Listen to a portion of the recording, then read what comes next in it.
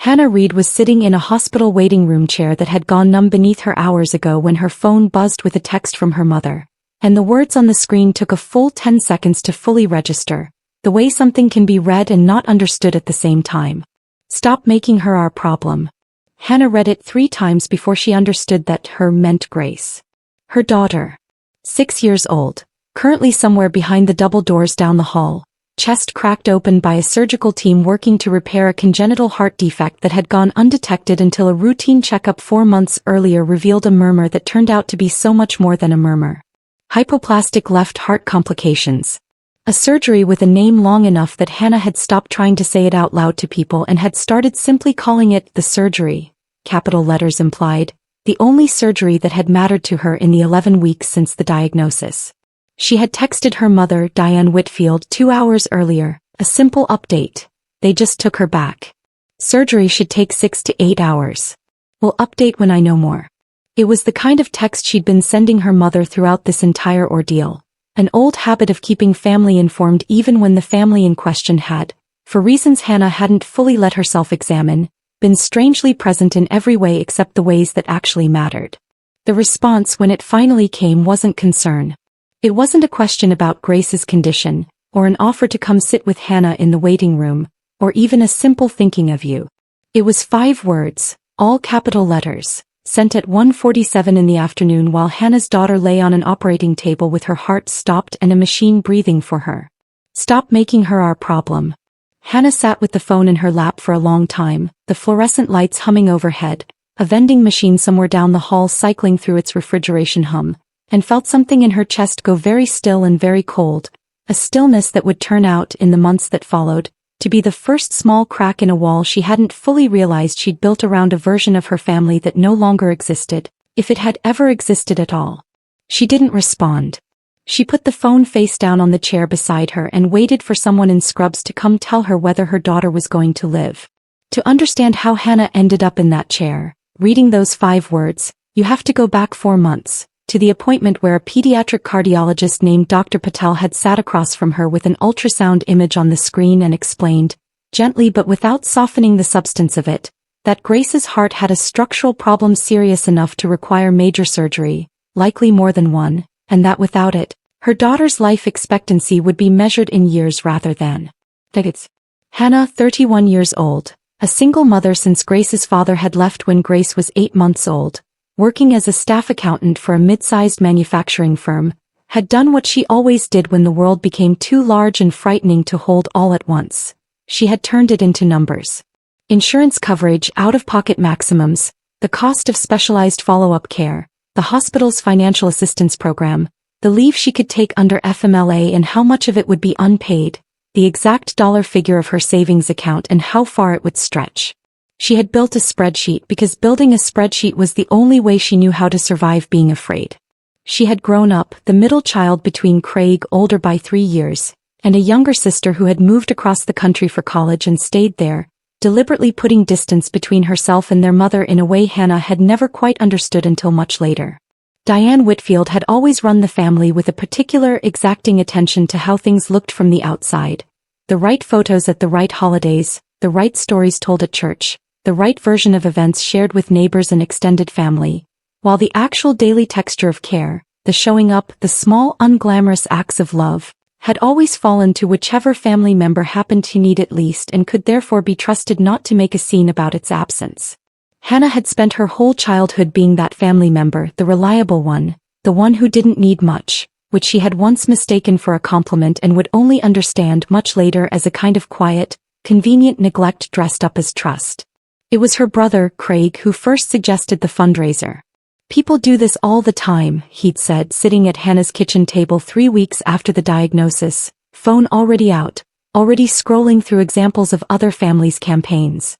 You shouldn't have to go through this alone, hon. Let people help. Let us help.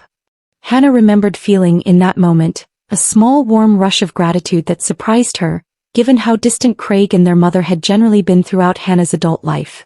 Present at holidays, absent in the smaller, harder moments, the kind of family that showed up for photos but rarely for anything requiring actual sacrifice. She'd thought, sitting at that kitchen table, that maybe this was the moment that changed things. Maybe Grace's diagnosis, terrible as it was, would be the thing that finally brought her family close in the way she'd always quietly wished they would be. She agreed to let Craig and her mother help set up the fundraiser. She agreed, over the following weeks, to let her mother handle the logistics side. A phrase Diane used often and vaguely, gesturing at some undefined category of tasks that apparently required Hannah's full trust and minimal oversight, given how consumed she was with Grace's pre-surgical appointments, with managing her own job's patients, with simply getting through each day.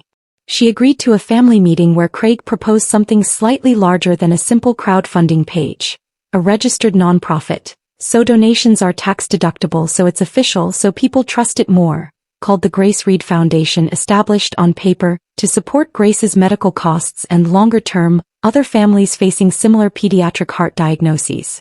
Hannah signed the paperwork Craig put in front of her without reading it as closely as she should have, a fact she would spend a long time forgiving herself for later, once she understood what she'd actually signed.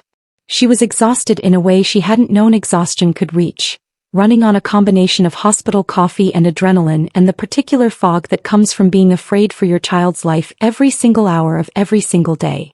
Craig had explained the structure to her quickly, casually, over speakerphone while she was driving Grace to yet another cardiology appointment, and Hannah, distracted, frightened, trusting the brother she'd grown up sharing a bedroom wall with, had said, "Sure, whatever you think is best," and signed where he told her to sign at their next visit without reading every clause. The paperwork, Hannah would later learn, named Diane Whitfield as foundation president and Craig Reed as treasurer. Hannah herself was listed only as honorary ambassador, a title with no legal authority over the funds, no signing power on the foundation's bank account, no access to its financial records. She hadn't understood at the time what any of that meant. She had understood mostly that her mother and brother were handling it, and that handling it meant Hannah could focus on the only thing that actually mattered to her, which was keeping Grace alive and as comfortable as possible through a diagnosis no 6-year-old should have had to carry. The fundraiser launched with a photo Hannah had posted herself months earlier, entirely for her own small circle of friends. Grace in a hospital gown 2 sizes too big, grinning gap-toothed at the camera despite the wires taped across her chest for a pre-surgical monitoring test. One hand raised in a thumbs up that had made Hannah cry when she first saw it, her daughter's bravery outpacing her own by a wide margin. That photo, without Hannah's direct knowledge or explicit permission, became the centerpiece of the Grace Reed Foundation's marketing. It appeared on a donation page. It appeared months later, printed 6 feet tall on a banner at a black tie fundraising gala Hannah hadn't been told was happening until she saw photos of it on Facebook, posted by an acquaintance who'd attended, congratulating Diane Whitfield on everything she was doing for that sweet little girl. The surgery took place on a Tuesday in March. Grace went into the operating room at 11:15 in the morning and came out 7.5 hours later, alive. A fact Hannah would spend the rest of her life being grateful for on a level that reorganized everything else she thought she understood about gratitude. The surgery had gone as well as a surgery of that magnitude could go. There would be a long recovery, a second procedure likely needed in a year or two, a lifetime of cardiology follow-ups. But Grace had survived, and in the immediate aftermath, lying in a pediatric ICU bed with tubes running from her small chest, that was the only fact in the universe that mattered to Hannah. Her mother and brother did not come to the hospital that day. Not during the surgery. Not in the week that followed, while Grace lay in the ICU and then a step-down unit, while Hannah slept in a reclining chair beside her daughter's bed and showered in a hospital bathroom and ate vending machine food because she couldn't bring herself to leave long enough to get anything better. Diane sent one text during that first week, the "Stop making her our problem" message, and then nothing further until Hannah, 3 days later, exhausted past the point of pride, texted her mother again simply, "She's stable. Would love if you could visit when you're able." The response came 4 hours later. "We're swamped with foundation stuff honestly. Gala prep is a full-time job right now. Give Gracie a kiss from Grandma." Hannah read that text sitting beside her daughter's hospital bed, watching the slow, steady rise and fall of Grace's chest on the monitor, and felt something inside her finally, completely break loose from whatever had been holding it in place for years. The accumulated weight of 100 smaller moments she'd always excused, always explained away, always told herself meant something other than what they plainly meant. Her mother wasn't too busy with grief or fear, or the difficulty of seeing a grandchild in a hospital bed. Her mother was too busy with a gala. It was 2 weeks later, once Grace had been discharged and was recovering at home, sleeping most of each day, small and pale against her pillows but steadily, blessedly improving, that Hannah first began to actually look at what the Grace Reed Foundation had been doing in her absence. She started, almost accidentally, with a Google search of her own daughter's name, something she did periodically to check what was publicly visible about Grace online, a habit born of ordinary parental caution rather than suspicion. What came back stopped her cold. A foundation website she'd never seen in full, a donation total ticker showing $112,000 raised, a photo gallery filled with images of Grace. Some Hannah had posted herself, others taken by hospital staff and apparently shared with the foundation without Hannah's knowledge, arranged alongside photos of Diane and Craig at events Hannah had never been told about. A ribbon cutting. A charity golf tournament. The black tie gala, Diane in a burgundy gown photographed beside a check. A physical oversized check, the kind used for photo opportunities, made out to Sacred Heart Children's Hospital in the amount of $25,000. Hannah had never heard anything about a $25,000 hospital donation. She called the hospital's development office the next morning, identifying herself as Grace's mother, and asked carefully whether the hospital had received a pledged donation from the Grace Reed Foundation. There was a long pause on the line before the development officer, a kind-voiced woman named Marisol, said, "I'm going to be honest with you, Ms. Reed. We've been trying to follow up on that pledge for 2 months. We announced it publicly at the gala because we were told the funds were already secured. They were never actually transferred." "How much has actually come in from the foundation?" Hannah asked, her accountant's brain already reaching for the number before the rest of her had caught up to what she was really asking. "In total. Any amount at any point." Marisol hesitated again, the particular hesitation of someone bound by professional caution weighing against what sounded in her voice like genuine sympathy. "I can tell you what's in our donor system," she finally said. "As of today, the Grace Reed Foundation has transferred $9,400 to Sacred Heart. That was received in a single deposit back in the first month after your daughter's surgery. Nothing since." Hannah thanked her and hung up the phone, and sat very still at her kitchen table for a long time, running the number Marisol had given her against the public fundraising total she'd seen on the foundation's website that morning. $9,400 against $112,000 raised. She did not yet know where the rest had gone. She only knew with total certainty that it had not gone where it was supposed to. Hannah sat at her kitchen table after that call, the same table where Craig had first proposed the fundraiser, and felt the pieces of something terrible beginning slowly to assemble themselves into a shape she didn't want to see but could no longer avoid. She was professionally an accountant.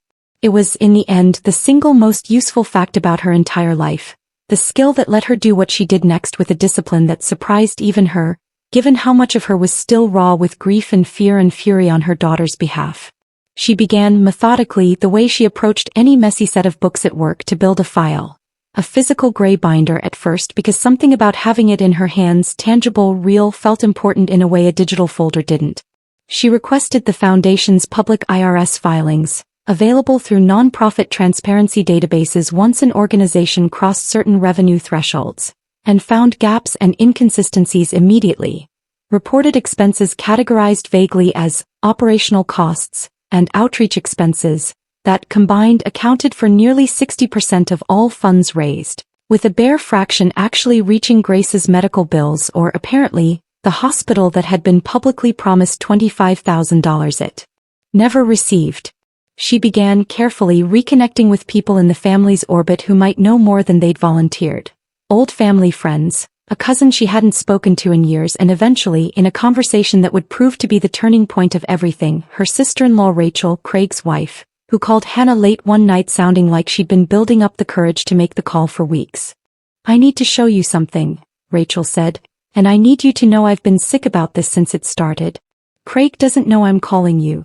What Rachel showed Hannah over the following weeks in a series of careful, quietly terrified handoffs of bank statements and receipts she'd photographed from documents Craig kept in a home office she wasn't supposed to access, confirmed everything Hannah had begun to suspect and revealed a great deal she hadn't.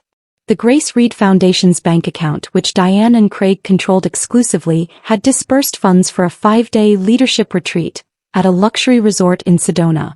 attended by Diane, Craig, and 4 of their friends, none of whom had any formal role with the foundation, billed to the foundation as a board strategy and fundraising development trip.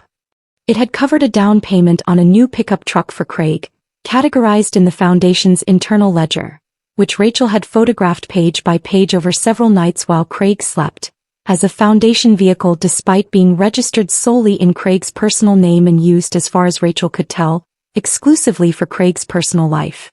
It had covered Diane's gown for the gala, categorized as promotional materials. It had covered, across 14 months, just under $61,000 in expenses that had nothing to do with Grace, with the hospital, with any pediatric heart patient anywhere, and everything to do with a lifestyle Diane and Craig had apparently built for themselves on the strength of Hannah's daughter's surgery. Of the $112,000 raised in Grace's name, Hannah calculated, sitting at her kitchen table late one night with Rachel's photograph documents spread out beside her own compiled binder, only $9,400 had ever actually been used for anything resembling Grace's medical costs, a figure dramatically smaller than what Hannah herself had already paid, out of her own pocket and her own modest savings over the same period. Rachel's courage in those weeks struck Hannah as the single most surprising element of the entire ordeal.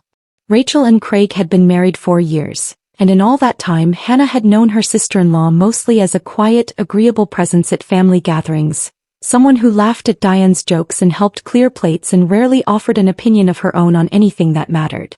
Hannah would learn, over the course of their late-night calls that spring, that Rachel's quietness had never been agreement. It had been the particular, practiced silence of someone who had spent years watching her husband's family operate and had simply never had anyone to say the quiet part to. "I kept telling myself it wasn't my place," Rachel admitted to Hannah one night, her voice thick. "That it was Craig's family, Craig's mother, not something I got to have an opinion about. But then I watched him buy that truck 2 weeks after Grace's surgery, while you were still sleeping in a hospital chair, and I couldn't tell myself that story anymore." Rachel's method for gathering evidence was slow and dangerous in a way that frightened Hannah even as she was grateful for it. Waiting until Craig was asleep, photographing bank statements and the foundation's internal ledger page by page on her phone with the flash disabled, careful never to leave a digital trail that might alert him to what she was doing, deleting the photos from her camera roll each morning and forwarding them instead to a private cloud folder Hannah had set up specifically for this purpose. Twice, Rachel told her, Craig had nearly caught her.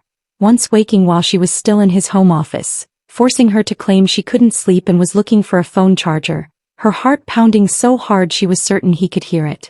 Hannah did not confront her mother and brother immediately. She had learned enough over the preceding weeks about how quickly this family could reframe, deflect, and rewrite a story in real time, to understand that a private confrontation would accomplish nothing except giving Diane and Craig the chance to move money, alter records, and construct whatever explanation would let them survive the conversation with the least damage. She needed the truth to be public and undeniable before she said a single word to either of them directly.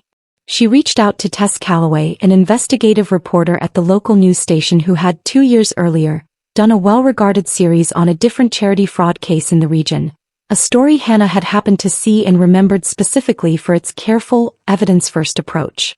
Hannah called the station's tip line on a Thursday afternoon, expecting, if she was honest with herself, to be brushed off or ignored. Instead, Tess called her back within 4 hours and within a week, was sitting across from Hannah at her kitchen table, going through the gray binder page by page with the focused, methodical attention of someone who understood exactly what she was looking at. "This is one of the most thoroughly documented cases I've seen come across my desk," Tess told her near the end of that first meeting, "and I've seen a lot of half-built tips that go nowhere. You built an actual case here, Hannah."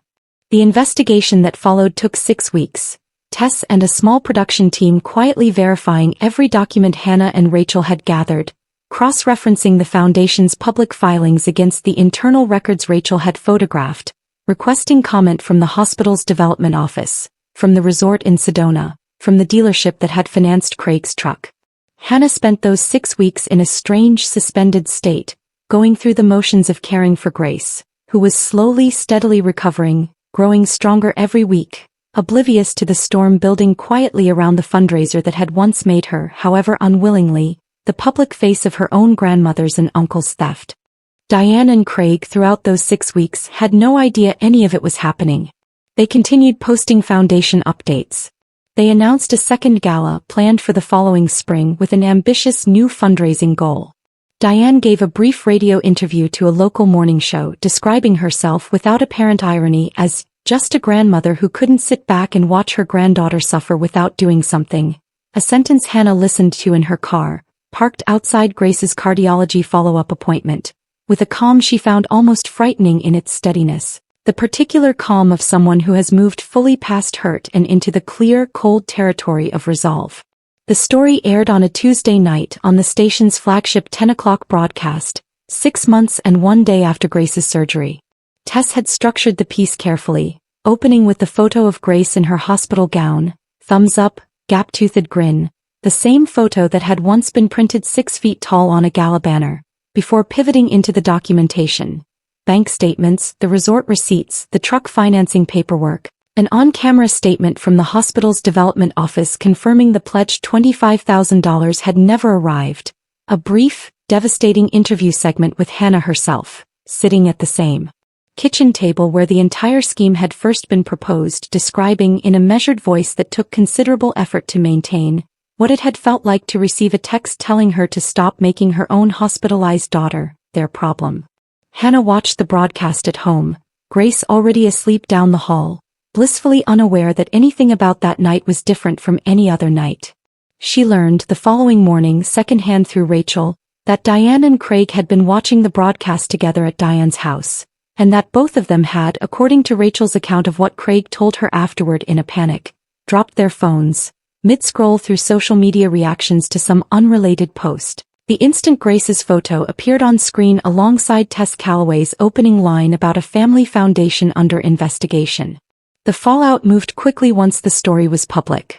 The state attorney general's office, whose charitable oversight division had apparently already flagged the Grace Reed Foundation for irregular filings before Hannah's evidence ever reached them, opened a formal investigation within days, subpoenaing the foundation's full financial records. The foundation's fundraising campaign, which had, even after Grace's recovery, continued soliciting donations under an expanded mission of supporting pediatric heart families, was frozen within a week, its bank accounts locked pending investigation. Diane and Craig each retained separate attorneys, a fact Hannah learned had further strained whatever fragile alliance had existed between them once each began, according to Rachel, quietly trying to shift blame toward the other in private conversations that Rachel, increasingly disgusted by what she'd learned, no longer bothered keeping from Hannah. The Attorney General's investigation concluded 8 months later with a settlement rather than criminal charges. A resolution Hannah found difficult to accept at first, having hoped, in the rawest, angriest parts of herself, for something closer to prison time. The settlement required Diane Whitfield and Craig Reed to personally repay a substantial portion of the misappropriated funds, dissolve the Grace Reed Foundation entirely, and, the provision that Hannah in the end found most meaningful, even more than the money, permanently barred both of them from serving as an officer, director, or fundraiser for any registered charitable organization in the state for the remainder of their lives. Neither of them would ever again be able to legally solicit charitable funds under any organization's name. Hannah cut off contact with both her mother and her brother in the weeks following the broadcast, a decision she made not in anger, though anger was certainly present, but in something closer to clarity, the plain, unavoidable recognition that neither of them had at any point in the entire ordeal expressed genuine remorse for what they'd done to Grace specifically, only frustration at having been caught, only a series of shifting, self-serving explanations delivered through attorneys rather than in person. Diane sent one final message before the contact fully ended, forwarded to Hannah through Rachel because Hannah had by then blocked her mother's number directly. A claim that everything had been done for the family, that Hannah was destroying her own mother over money, a framing that told Hannah with total finality that her mother had learned nothing at all from any of it. Rachel and Craig's marriage did not survive the year. Rachel, in the aftermath, became one of the steadiest presences in Hannah and Grace's life, the family member who had actually, meaningfully, at real personal risk, chosen honesty over loyalty to a system built on lies. A distinction Hannah found herself thinking about often in the months that followed, turning it over the way she once turned over spreadsheets, trying to understand what it actually meant to be family, Once you stripped away blood and history and simply asked who had shown up. Grace, now 7, thriving, cleared for normal childhood activity with only routine cardiology follow-ups remaining, knew almost nothing of the details of what had happened around her surgery. Hannah made a deliberate, careful choice to shield her from the specifics for as long as possible, offering only the simple true fact that some family members hadn't been kind, and that she and Grace didn't need to see them anymore. An explanation Grace, at 7, accepted with the easy resilience of a child who had already survived something far larger and far more frightening than a family fracture. Hannah built, over the following 2 years, a new and much smaller circle around herself and her daughter, Rachel, a handful of close friends who had shown up during the surgery and recovery with meals and rides and quiet, unglamorous support that never once made it into a gala photo. A support group for parents of children with congenital heart defects that she'd found through the hospital and now, in a small way, helped run.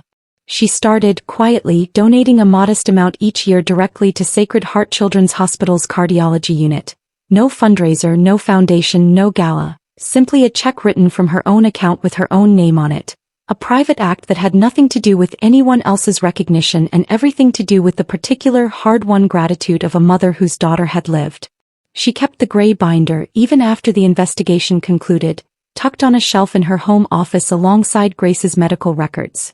Not as evidence anymore since the case was long closed, but as a reminder of the 6 weeks in which she had, entirely on her own, turned grief and fury into something precise and undeniable. The same instinct that had once made her build spreadsheets to survive her daughter's diagnosis now redirected toward protecting her daughter's name from the people who should have protected it first. She thought sometimes, late at night after Grace had gone to sleep, about how differently things might have gone if she'd never learned to look at numbers the way she did. If she'd been the kind of person who trusted a family member's reassurance and simply moved on, the way she herself had done at 22, sitting at that same kitchen table, accepting her father's explanation about consignment boats without asking a second question. She understood in a way she hadn't fully appreciated before any of this happened, that the skill she'd spent a career building, the discipline of insisting that numbers tell the truth, of refusing to accept a comfortable story over an accurate one, was not just a professional asset. It was, she'd come to believe, one of the only forms of protection a person without money or power or family loyalty on their side could actually rely on. She had learned over the course of that year, a distinction she now carried into every relationship in her life, family or otherwise. That support wasn't a photo op, wasn't a gala banner, wasn't a public pledge that never arrived. Support was showing up in the room. Support was the people who came to the hospital, not the people who came to the fundraiser. She thought often about the 5 words that had started it all. The text she'd received while her daughter's chest lay open on an operating table, the words that had, in their casual cruelty, revealed more about her family in a single sentence than 31 years of holidays and photographs ever had. Stop making her our problem. Grace had never been a problem. Grace had been a 6-year-old girl fighting for her life, and the only people who had ever actually treated her as anything less than precious were the 2 people who claimed, loudest and most publicly, to love her most. Hannah didn't need them to understand that. She had stopped somewhere in the middle of that gray binder, needing anything from them at all. What she had instead, a daughter who was alive and laughing and growing stronger every day, a sister-in-law who had chosen truth at real cost to herself, a small, solid circle of people who had actually shown up, was, she'd come to understand, worth infinitely more than $112,000 ever could have been, and worth immeasurably more than the family she had spent so long hoping might someday become what she needed it to be.